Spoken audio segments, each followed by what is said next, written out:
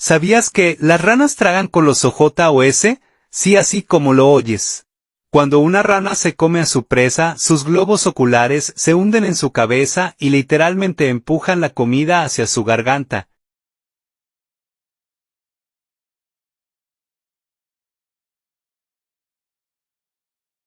Es como si se metieran el bocado a la fuerza con los ojos. La naturaleza nunca deja de sorprendernos. Si te gustó este dato raro, déjale un like, síguenos para más curiosidades.